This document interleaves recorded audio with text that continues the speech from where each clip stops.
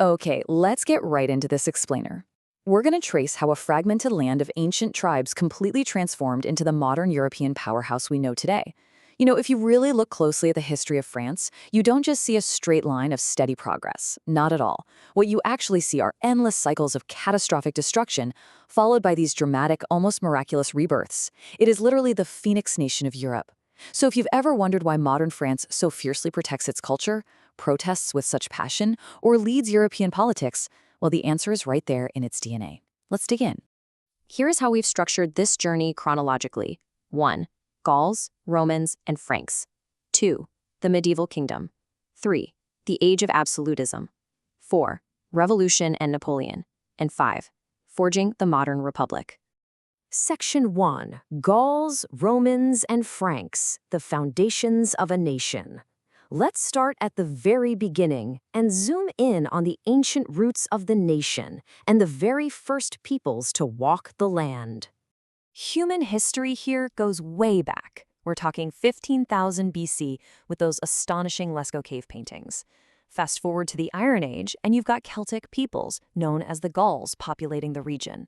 But everything kind of gets flipped on its head with the arrival of the Romans, and then later the Germanic Franks, who, by the way, would eventually give the country its name. So in 52 BC, we see a massive clash of civilizations. You've got the tribal Celtic Gauls, led by the chieftain Vercingetorix, facing off against the highly centralized, rapidly expanding Roman Republic under Julius Caesar.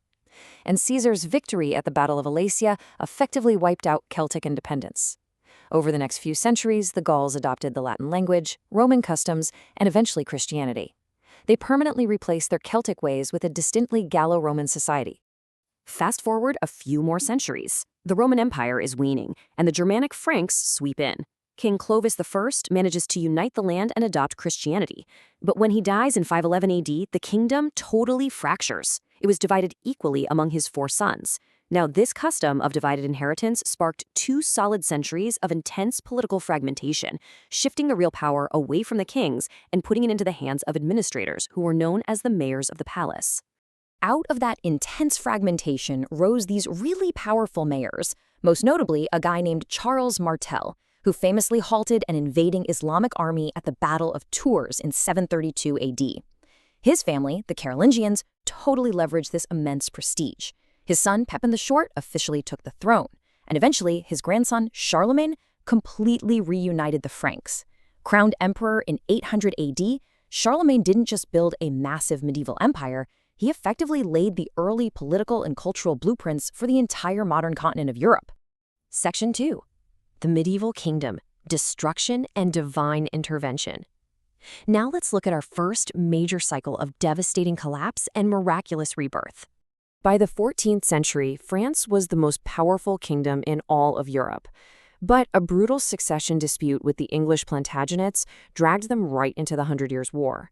This brought a series of just humiliating, catastrophic defeats for the French. At places like Crécy, Poitiers, and Agincourt, English longbows absolutely decimated French forces. They even captured the French King John II at one point. Just a total disaster. And if endless, crushing war wasn't enough, nature decided to deliver an even crueler blow in 1348. The Black Death swept through and wiped out an estimated 50% of France's entire population. Let that sink in. Half the population. Between marauding armies, endless looting, famine, and this horrific pestilence, the kingdom was effectively brought to its knees. But just as the nation was on the verge of total collapse, we get one of history's most incredible turnarounds. Enter Joan of Arc in 1429. This young peasant girl steps forward claiming divine guidance, and against all odds, she dramatically reverses their fortunes. She lifts the siege of Orleans and completely inspires a devastated France. Now, tragically, she was executed, but her spark rallied the nation to drive out the English for good by 1453, unifying the kingdom stronger than ever before, literally a true phoenix rising from the ashes. Section 3. The Age of Absolutism, Glory and Ruin. Emerging victorious from the Middle Ages, France enters a completely new era by centralizing power to an unprecedented degree. The 16th century was just a pure roller coaster of incredible highs and truly terrifying lows. On one hand, we see a booming population of 15 million and a flourishing Renaissance championed by King Francis I. But, on the other hand, this era was deeply marred by the Protestant Reformation. Tensions absolutely exploded into the horrific French Wars of Religion, marked by brutal sectarian bloodshed like the St. Bartholomew's Day massacre.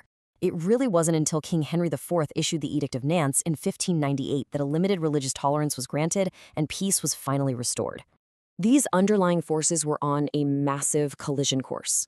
On one side, you have unparalleled absolute monarchy, personified by King Louis XIV, the Sun King, right? He's ruling by divine right from his incredibly opulent Palace of Versailles. On the other side, a massive intellectual awakening is brewing, the Enlightenment.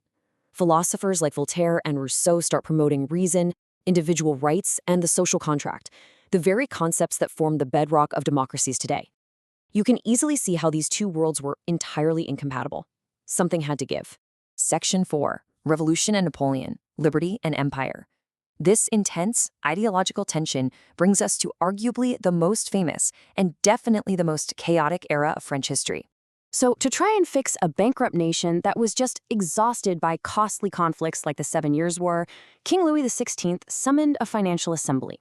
To say this backfired would be the understatement of the century.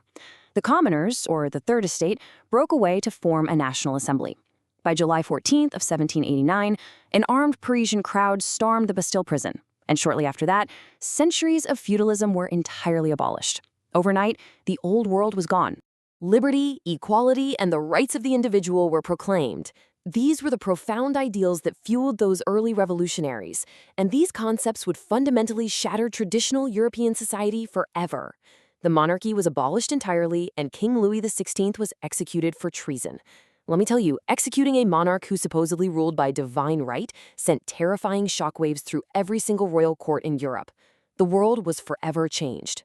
But as is so often the case, that lofty idealism quickly devolved into paranoia and bloodshed.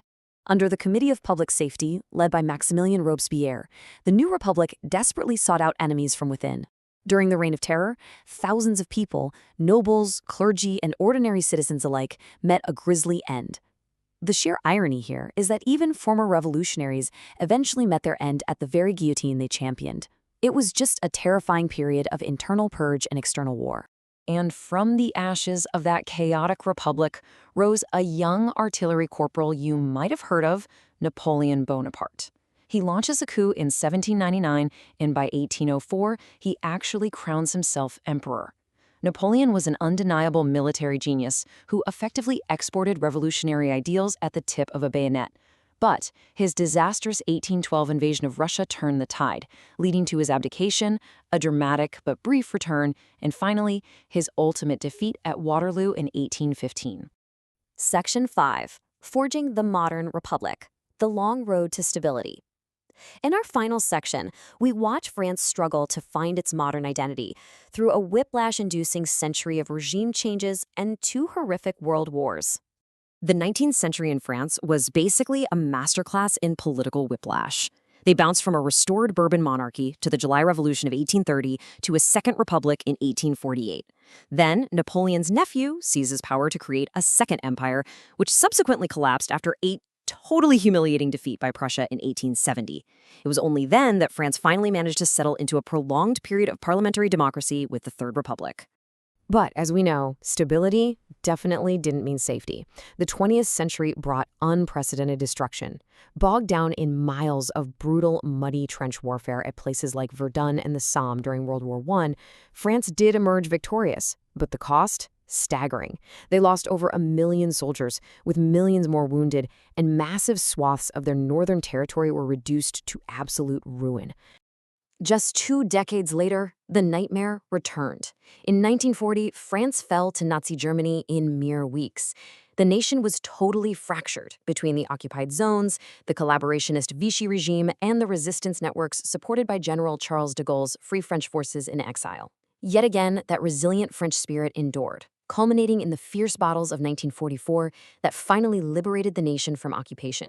Which brings us to the modern era. To solve the chronic, messy instability that followed the world wars, Charles de Gaulle actually returned in 1958 to establish the Fifth Republic, creating a much stronger executive branch.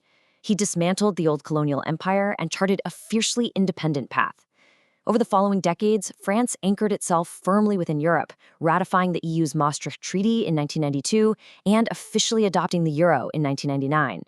All of this created the modern, stable powerhouse you recognize today, a massive key anchor of both the European Union and the global economy. Which leaves us with this final thought. We've seen this incredible nation burn to the ground through war, plague, and revolution, only to rebuild itself stronger and more influential each and every time. Having been the ultimate crucible for Western democracy and culture, how will this ever-evolving phoenix navigate the complex geopolitical fires of tomorrow? It's a fascinating question, and for sure, one the whole world will be watching.